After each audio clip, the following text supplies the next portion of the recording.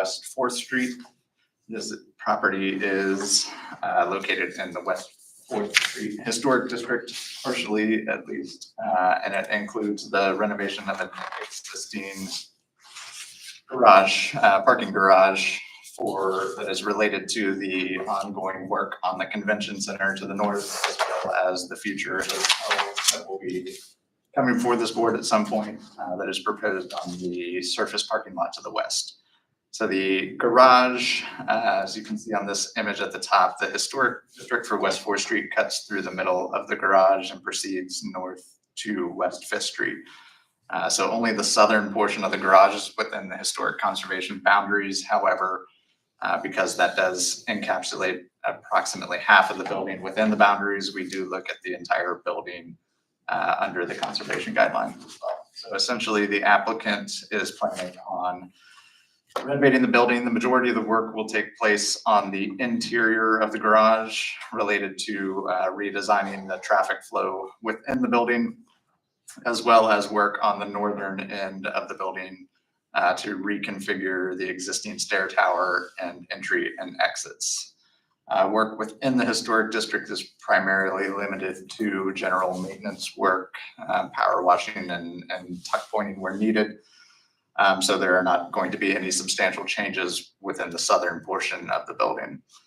So the applicant for the work on the northern portion of the garage, currently there's a large ramp that extends from 5th Street to gain access to the second floor, which is the primary entry point off 5th Street for the garage. And there's an existing stair and elevator tower on the eastern corner of that building. So the applicant is planning on demolishing the ramp as well as the stair tower on the corner of the building. And then the proposal is to build a new addition coming off the north that will house the new stair tower and elevators. The entry and exit that are currently on the building leading from 5th Street will be reconfigured. This will be a new exit that will be at grade, so that large ramp is no longer needed. And there will be a sort of a stub that will be built to connect to the sky tower or the sky bridge that will eventually connect across 5th Street to the convention center. So that is, the sky bridge itself is likely going to be developed later on in the process along with the hotel. So the applicants currently just have the stub that will provide that connection for the rest of the sky bridge when that is fully designed. So here on the site plan, you can see the small section, which is the current stair and elevator tower that will be demolished. The new addition is located here. And the applicant is also proposing a new wall mural along the northern elevation here, as well as the eastern elevation wrapping that corner. That wall mural does require zoning relief to be placed on 2 walls. The zoning code only allows 1. So the primary change to the building, as I mentioned, would be that addition on the north side for the stair and elevator tower. There is a rendering here. So you can see this is primarily going to be a steel and glass and concrete addition that will have a metal cladding materials placed on it. It will be a modern design. It will be contemporary, but it is compatible in staff's opinion with the existing architecture of the building. I should also mention this parking garage was built in the 1980s, and it is considered to be a non-contributing resource within the 4th Street district. So as a non-contributing building, staff feels that the modern architecture of the new addition is compatible with the architecture of the existing non-contributing building, and being along West 5th Street where it does not have any direct historic context surrounding it, staff finds that it is appropriate to the building and to the district in general and will not detract from any historic structures. There is also a small sign proposed on the side elevation at the entry. This will be an entry that will be primarily accessed from within the hotel as cars enter for the valet parking from Plum Street. There will be a pass-through to allow the valets to access the garage from the hotel site through this entry. There is an entry sign that is proposed along the edge here. Because that entry sign is too large to be considered a instructional sign, it does require locational and dimensional zoning relief to be placed there. So again, as that sign is not going to be highly visible for many of the historic properties in the district, staff finds that variance and the sign to both be appropriate. And again, on the variance for the mural with the two walls, staff also finds this to be appropriate. The existing facade of this building is just blank concrete, poured concrete. There is a stucco finish over some of it. So the mural will dress up that side of the facade, make it more aesthetically appealing for the district and to the convention center beyond. So staff does find that the proposed work substantially complies with the conservation guidelines and is supportive of the zoning relief that is requested as well. So staff does recommend the Historic Conservation Board take the following actions based on plans by GBBN Architects dated 2/21/2025. Approve the numerical variance to allow artistic wall murals on two walls of the building, and approve the locational and dimensional variances to allow the wall sign on the west elevation of the building. And staff also recommends approval of the certificate of appropriateness for the proposed changes to 212 West 4th Street with the conditions that the wall mural shall not display advertising for the business on the subject of property or any other off-site business in the form of business names, addresses, or logos. And the building permit must be issued within 2 years or the COA shall expire. Thank you, Mr. Allen. It looks like we do have a couple representatives of the owner or applicant here. If you'd like to add anything, please come forward. We're just here for questions, if you have questions. Okay. Are there any questions for staff or for the applicants? I do have some others signed up for the case, which I'm not sure are part of the applicant team or others. So it looks like Simon Kieser. With the applicant. Okay, and Claire Healy. Also the applicant. Great. Is anyone else signed up for this item who's a member of the public who would like to speak? If not, I would entertain a motion from the board. Madam Chair, I'd like to make a motion that we approve both the zoning relief and the certificate of appropriateness as laid out by staff. Second. I'll call the roll. Mr. Zalesko? Aye. Ms. Natobbins? Aye. Mr. Sunderman? Aye. Mr. Young? Aye. Chair votes aye. Congratulations, good luck. And we'll move on to item number 2.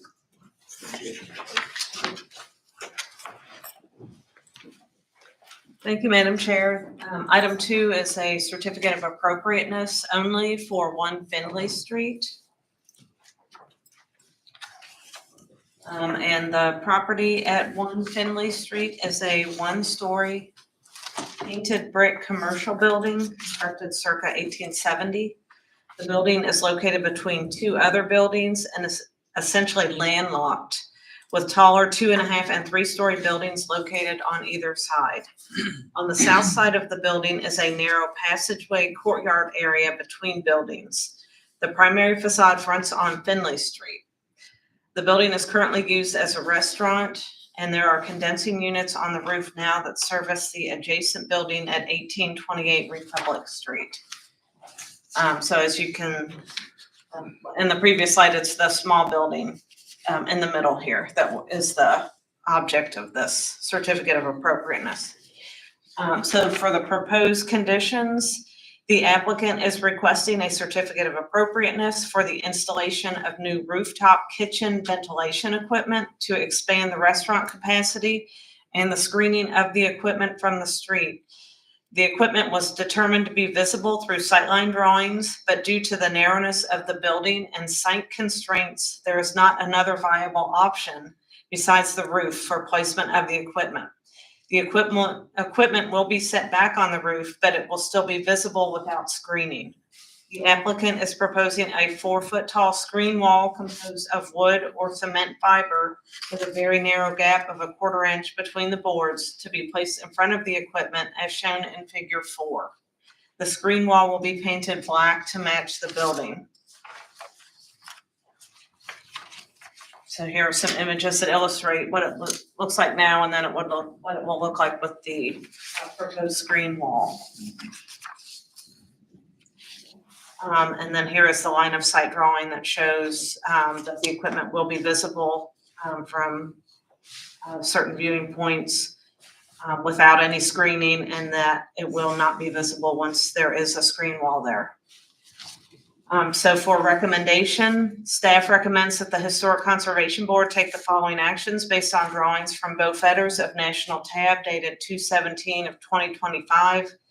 For a certificate of appropriateness, that the board approve a certificate of appropriateness for 1 Finley Street with the following conditions: that the building permits must be issued within 2 years of the decision date, or the certificate of appropriateness shall expire.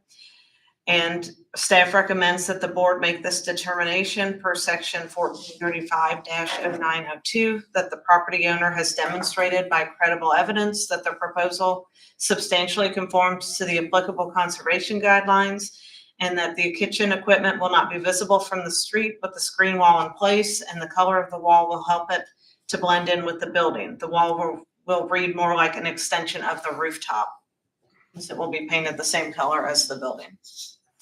Thank you, Ms. Meehan. I'm not sure if we have anyone signed up as an applicant or owner. Okay, did you want to add anything? No. Okay. Are there any questions for the applicant or staff? I don't believe we have anyone from the public for this item. Is that correct? Okay, with that, I would entertain a motion from the board then. Madam Chair, I'd like to make a motion to approve the certificate of appropriateness for 1 Finley Street as laid out by staff. Second. Call the roll. Mr. Zalesko? Aye. Ms. Smith Dobbins? Aye. Mr. Sunderman? Aye. Mr. Young? Aye. Chair votes aye. Item passes. Good luck. And on to item number 3.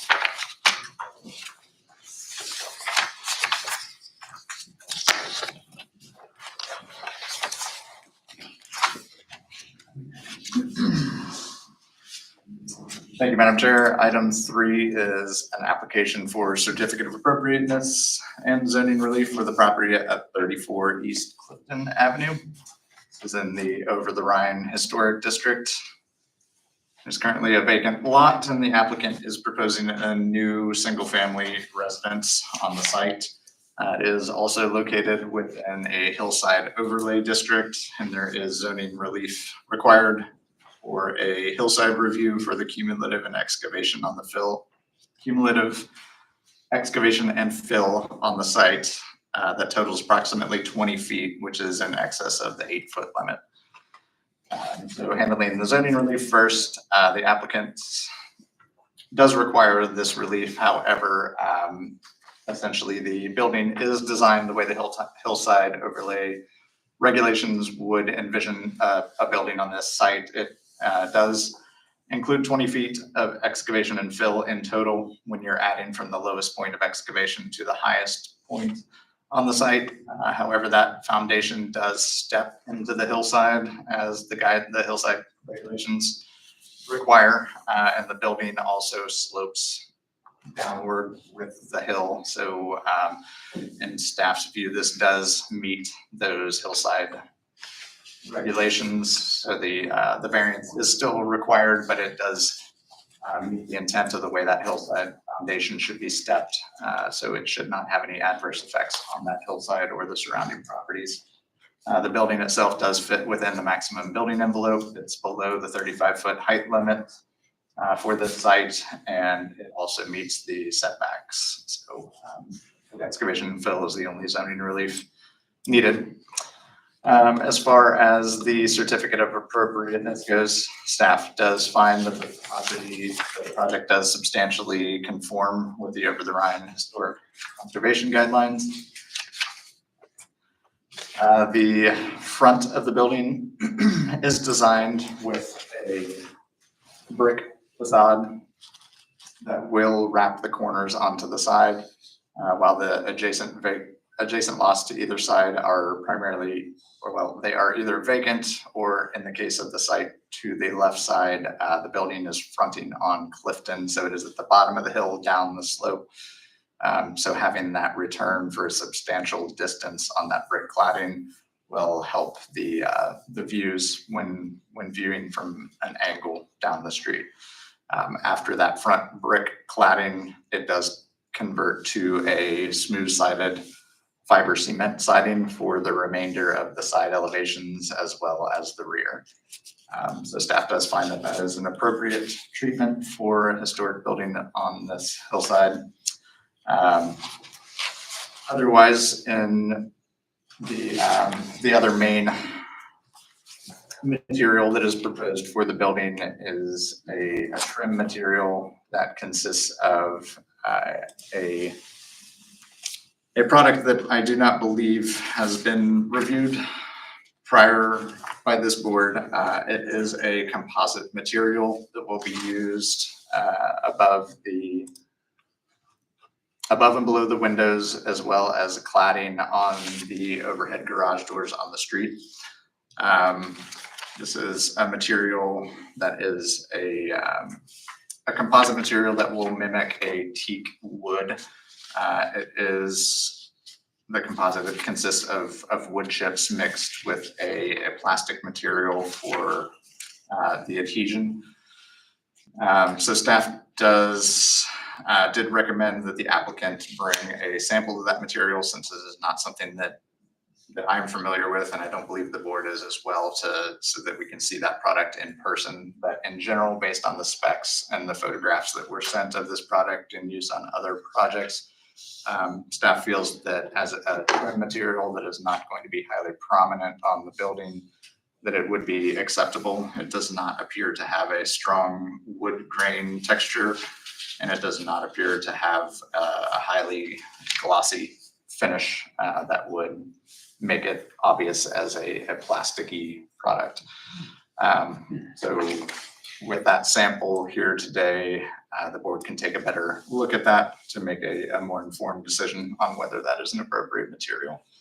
And otherwise, from the conservation guidelines, staff does feel that this building does substantially conform. It is taller than it is wide. The window openings that are proposed are also taller than they are wide, somewhat taller than a historic building would likely have, but that does help to differentiate it from historic architecture. The primary window openings are casements. There's a division at the top for a transom window above, which does help to break up that glazing on the building. And then as far as the vehicular entry is concerned, there are two doors proposed on this. This stretch of Peach Street has very few existing buildings on it, whether historic or new infill buildings. There are several historic buildings that are spread out throughout the very long block face. And there is one new construction a little further down the street. While the historic buildings do not have garage openings, the new infill building that was approved several years ago does have openings in similar configuration. Staff feels that due to the nature of this site, that the vehicular opening on the front elevation is appropriate, even though that does not specifically meet the guideline for over the Rhine.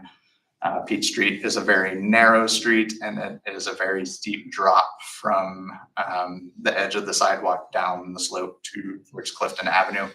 So there is really no other option on the site for off-street parking other than having a vehicular entry on the front facade. So the two-car garage is broken up by providing two separate doors with the brick column in between. The site plan does show a driveway stretching across the entire width of the facade. The applicant has agreed to shorten the width of that driveway, so it would only cover the two garages, and it will meet the 20-foot maximum width requirement of the zoning code. So with that being said, staff does find that the project substantially meets the conservation guidelines, and the proposed excavation and fill relief is appropriate for the site. So staff would recommend the Historic Conservation Board take the following actions based on plans by Mark Durkers Architecture dated 2/14/2025. Approve the hillside review between the excavation and fill totaling 20 feet. And approve the certificate of appropriateness for a single-family residential building at 34 East Clifton Avenue with the following conditions. One, the driveway width shall be reduced to no greater than 20 feet in width. Two, the brick material shall be a full width and depth, not a thin veneer product. And three, the building permits must be issued within 2 years of the decision date or the COA shall expire. Thank you, Mr. Allen. I believe we do have a couple applicants here. If you would like to add anything, please come forward at this time. We're just here for questions. Okay. Did you have a sample to show us? It's just a simple composite material. I'm sure you guys are gonna start seeing it a lot more. Obviously, it is matte finish, so it'll look just like a paint. You want me to hand them out? How do you want Yeah, maybe just one on each side if they're the same. to? Well, there are two different textures on the front if you wanted to. They're both available. Simple tongue and groove, just like a normal wood product would be. It's recycled material, which is good for the environment. So this is a different color than they were recommending though? Yeah, absolutely. Those are just the samples they had, unfortunately. The color is gonna be the teak color. So does that one have this wood grain as well? Well, that's got a very serious wood grain. That does not, yeah. I mean, from a distance, you will not see the wood grain. This almost has like a charred look to it. Oh, yeah. This one has a very muted wood grain. The one you're gonna put up is more in line with that one, or? This one, yes. Is this what's going up? Not that one, this one. That's a pretty intense color. Doug, have you seen this sample? I'm sure Doug sees it as well. This is the one that's slated to go up. As you can see, that's almost so much more texture. And could you introduce yourself for the record? I'm sorry, I'm Chris Cavins, Christopher Michael Holmes. Thank you. Questions from the board for the applicant? Well, I'm gonna try not to sound dumb here. I thought the purpose of not having wood grains was to not falsify materials, to be consistent with traditional materials in over the Rhine. So I appreciate the fact that you wouldn't maybe see shadows from a deeper texture. What do you think, Mr. Owen? So I think the primary reason for not wanting to have a prominent wood grain on the product is when you're, especially on a renovation project, historic wood lap siding, when it's milled and then painted, there is no wood grain that's visible through the paint. So it's a smooth finish. So, you know, I think in staff's opinion on new construction, I think, you know, while we'd still prefer to have a flat surface without any texture, I have less concerns about it, especially when it's used as more of a trim material on new construction, because, you know, in a way that does help to further differentiate the new construction from historic rehab projects. So, Is there a version available that doesn't have the wood grain in it that is acceptable to you guys? Not sure. If there is one available, we would go with it, but we're not 100% sure there's one available. That's kind of the problem. So we got the most muted we could. I did not see on the website, I didn't see a smooth sided finish on this product. And exactly where is it gonna go, where the teak color is up there? Yes. It's gonna be a very, very tiny area except for the garage door area. But from a distance, you really will not see the muted wood grain. The first sample you guys had, you would see that for sure because it was so pronounced. You won't see the other one. So the garage doors are They're slated to be clad in this material. That is correct. clad with it. Wow, it's a heavy garage door. Huh. Have you done it before? We have not. It'll be a first. But the architect has, and we trust him. I've worked with him for 25 years, so it's pretty creative when it comes to this stuff. I won't hold that against you. I know. Trust me, I know. Other questions or comments from the board?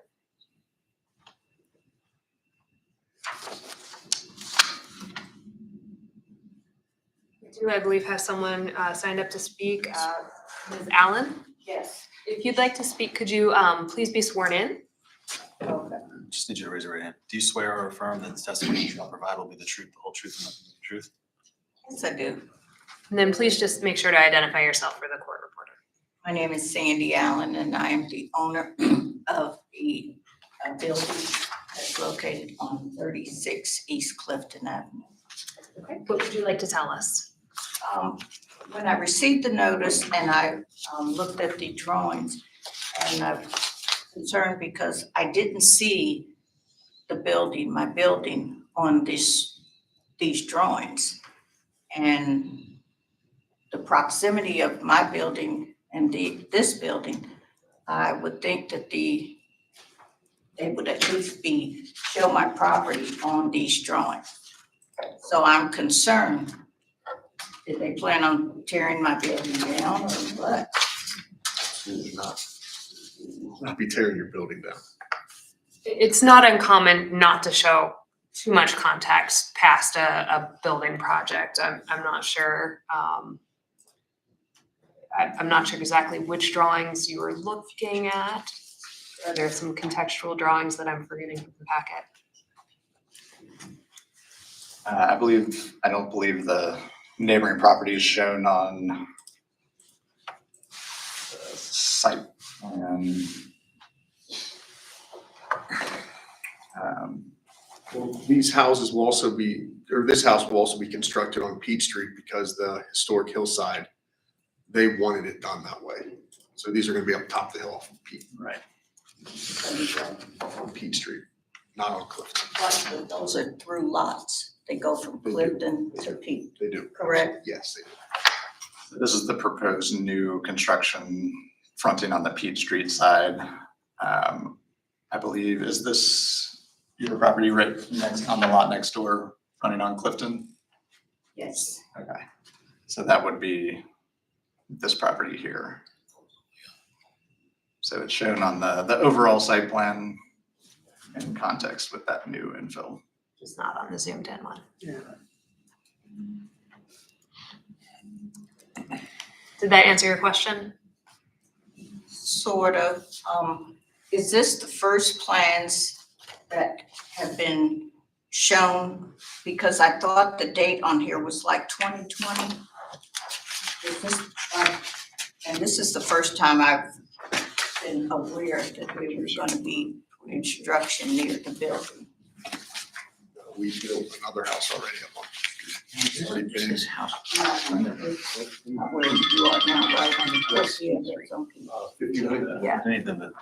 If you guys, I can't have this dialogue, so if you can ask a question, we can get an answer. But Mr. Owen, are you aware of any other applications for this property? No, I'm not. Does that answer that question? Right And this is the first time in my memory that Historic Board has seen this property. And this application is only for this piece of property, correct? Correct. I'm sorry, what street does this building face on? Saying it faces on Peach Street? Yes, it fronts on Peach Street. The lot for this property and most of the others on the street are through lots that go all the way through from Peach Street down the hill to Clifton Avenue. So with working with the Hillside Trust, their preferred building location for these lots is along Peach Street because it has the least impact on the hillside.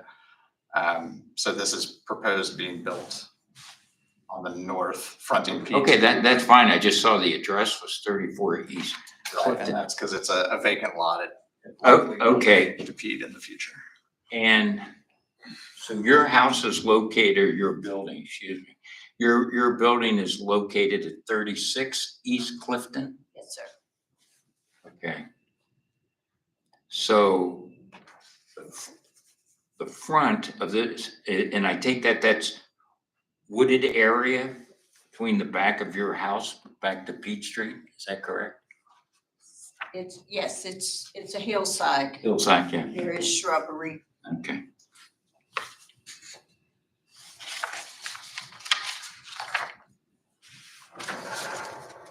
Any additional questions from the board? I believe that is everyone I have signed up for this item.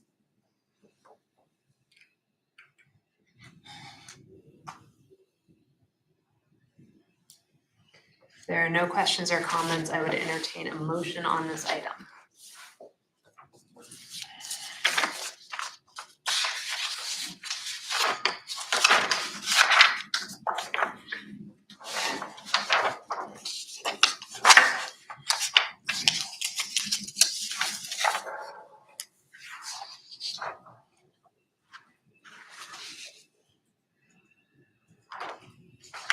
Are there additional comments on this item that would help us clarify the direction? Can we back up a little bit? Yes. Mr. Owen, can you explain the Hillside Trust letter where it made a case for the garage being on Peach Street? What was the basis of that again? I believe the basis is just for development in general on the site, that it would be less impactful on the hillside if that is built at the top of the hill. So it's a pretty significant slope leading down the hill to Clifton Avenue. The flattest part of that is right adjacent to Peach Street. So putting the bulk of the building at the top of the hill, it's my understanding would likely be better for the stabilization of the hill in general than to place it at the bottom where they would need to cut out into the base of the hillside. So it had less to do with the garage. Correct, yes. Okay. Right. And the garage is, Because my logic would have been just the opposite. If you were building a garage deck, I'd put it on Clifton. The amount of, And is this picture Clifton Avenue or Peach Street? that is Peach Street. On the Clifton Avenue side, you'll see the back of the building. Well, it'll be still wooded on the backside. There may be some views through the trees to the backside of the building, but yeah. And I don't see, there were no letters for or against this. There was, I thought I remembered something. yeah, there was one letter from a nearby property owner in support of the project. Mr. Owen, you're okay with this new building material? Material in limited uses, I think it is okay. On new construction, it's likely not something that I would want to see on a rehab project or as like an entire wall or something like that. You know, the garage doors are a fairly substantial size for this material on the front, but being that they are garage doors on a new construction project, I'm generally okay with this material. would it be appropriate to add to the findings to address the specific circumstances for use of this material? Yeah. So we could add a finding that talked about Doug's comfort level with this material given specific circumstances, if the board is interested in that. So that's going to be added into the comments? I believe that if we made a motion, we would need to add the language for that additional finding. Help me, I don't mean to be persnickety about this, but this building, is the building gonna go all the way back to East Clifton? No, it won't go all the way back. So what, is it just gonna be like a yard there? Yeah, if you can see it on the screen here, this section, this darker box is the building. So the lot Okay. goes all the way through. The darker box is the new building, and this blank white area behind it is the sloping hillside down to Clifton that will remain wooded.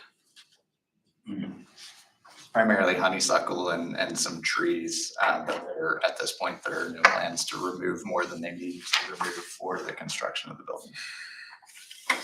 And there, the occupant in the future could clear the rear yard. Yeah, they could. That doesn't seem to me it's going to have that much impact on your property.